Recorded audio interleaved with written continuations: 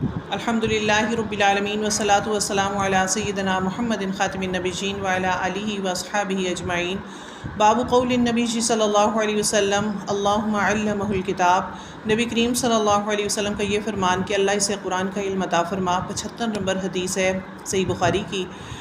حضرت عبداللہ بن عباس سے روایت ہے کہ انہوں نے فرمایا کہ ایک مرتبہ نبی کریم صلی اللہ علیہ وسلم نے مجھے سینے سے لپٹا لیا اور فرمایا کہ اللہ اسے علم کتاب یعنی قرآن عطا فرما، یعنی قرآن کی سمجھ عطا فرما۔ اور نبی کریم صلی اللہ علیہ وسلم یہ دعا کرتے تھے، ہمیں بھی یہ دعا کرنی چاہیے کہ اللہ تعالی ہم سب کو دین کا علم جو ہے وہ نصیب فرمائے۔ باب متى یصح سماع الصغیر، بچے کا حدیث سننا کس عمر میں صحیح ہے۔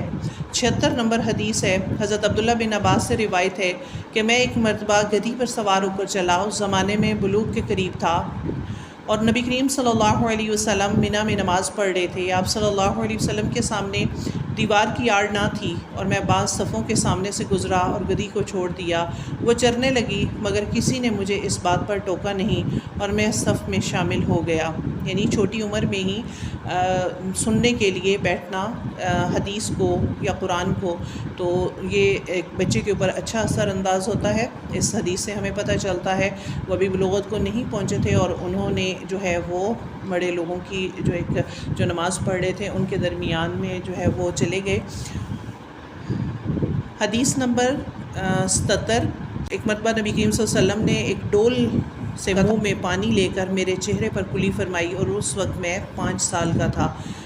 یعنی ان احادیث سے معلوم ہوتا ہے 5 سال کی عمر میں بات بچہ جو ہے وہ یاد رکھ سکتا ہے اور وہ قابل اعتماد ہوتا ہے۔ اسے حدیث اور قرآن اور مسجد کی محفلوں میں، مدارس کی محفلوں میں جانا جو ہے وہ اس کے لیے بہت ضروری ہوتا ہے، اور جو وہ بات سن لیتا ہے اس کو سمجھتا بھی ہے۔ اور نبی صلی اللہ علیہ وسلم بچوں کے لیے دعا کیا کرتے تھے، ہمیں بھی اپنے بچوں کے لیے دعا کرنی چاہیے کہ اللہ تعالیٰ ان کو قرآن مجید کا علم سکھائے، ان کو بعمل زندگیاں نصیب فرمائے اور ان سے راضی ہو جائے۔ تو چھوٹے بچوں کو جب ہم اچھی محفلوں میں لے کے جائیں گے، ایسی دینی محفلوں میں لے کے جائیں گے کہ جہاں پہ اللہ اور اس کے رسول کا ذکر ہوتا ہے، اطیعوا اللہ و اطیعوا الرسول کے بارے میں بتایا جاتا ہے، تو وہ بچے بھی اس بات کو سمجھیں گے، سیکھیں گے اور دنیا کی گندگیوں سے محفوظ رہیں گے۔ تو اللہ تعالیٰ ہمیں ہماری اولادوں کو نیکی کی تعلیم دے اور ہمیں تمام برائیوں سے محفوظ رکھ کر اپنے قرآن کا علم دے دے اور ہمیں وہ طریقہ سکھا دے جو اس نے ہمارے لیے پسند فرمایا، جس میں نبی کریم صلی اللہ علیہ وسلم نے چل کے دکھایا۔ سبحانک اللہم و بحمدک نشہد ان لا الہ الا انت نستغفرک و نتوب الیک۔ السلام علیکم ورحمۃ اللہ وبرکاتہ۔